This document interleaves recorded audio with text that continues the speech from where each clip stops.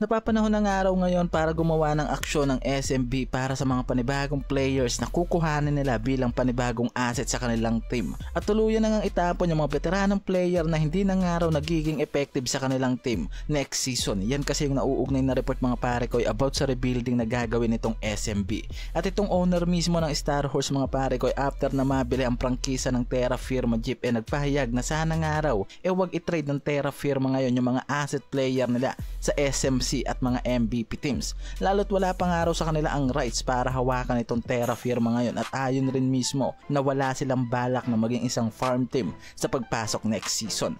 Tara't pag-usapan natin yan. After nga na mabili ng Star Horse Shipping itong prangkisa ng Terra Firma, isa sa pinangangambahan ng owner nito ay yung maaaring gawing hakbang ng mga SMC at MVP teams na kumuha ng mga asset player dito sa Terra Firma. Lalo't ngayon nga wala pang rights itong Star Horse sa maaaring gawing hakbang itong Terra Firma at nasa kanila pa kung gusto nilang i-trade yung mga asset player nila. Kaya nga ang inaalala ng mga to baka lang naman mga pare ko na umpisahan ng mga to yung trade nila at i-trade lahat ng mga asset player nila dito sa SMC teams. Lalo't alam naman natin lahat na ito yung farm team na kinukuhanan nitong SMC at MVP teams, di ba? At alam ng lahat mga pare ko, di ba, yung sistema na tumatakbo dito sa PBA. Kaya ngayon nga inuunahan na nitong owner ng Star Horse na si Jackson Chua yung posibilidad nga raw na gawing hakbang ng mga to na pagkuha ng mga asset player dito sa Terra Firma.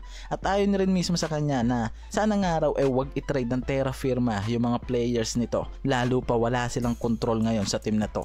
And hopefully nga raw na walang matrade sa mga asset player na to ng Terra Firma, lalo't nakapag-usap naman nga raw ang mga to about sa bagay na yan. Yan yung pinangangambahan mga pare ko nitong Star Horse Shipping, di ba? Lalo't alam rin nila yung sistema na nangyayari dito sa PBA, lalo na't ginagawa na lang na farm team itong Terra Firma. At ayon rin mismo dito kay Jackson Chua na wala silang balak na maging isang farm team sa PBA sa oras na makapaglaro na sila next season.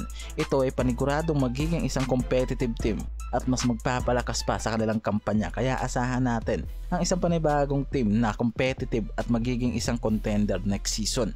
Sa kabilang dulo mga pare ko, napapanahon na nga para gumawa ng agarang aksyon itong SMB para sa magiging kampanya nila next season at itapon ang mga matatanda at veterano na nilang player na hindi na gaano nagiging effective at hindi na rin gaano nagagamit sa kanilang roster. Inasahan na rin talaga ng marami mga pare ko ang magiging rebuilding nitong SMB ngayon, lalo't nga hindi nga nagawang makapasok nitong SMB sa playoffs ngayong season. Rebuilding sa roster ang isa sa balak ng mga to na ayusin ngayon at gumawa ng mga trade sa mga teams na makakakuha sila ng mga young and asset player. Itong si Michael Miran ng NLEX Road Warriors mga pare ko yung isa sa tinatarget nila, at itong big man na si Raul Soyud na maaari nga nilang magamit na kapalitan nitong si Abay sa ilalim. Dalawang sentro to mga pare ko na binabalak ngayon na makuha nitong SMB sa isang trade, at panigurado na madadamay dyan sa trade itong mga veteranong player ng SMB tulad nila Chris Ross at iba pa mga pare ko.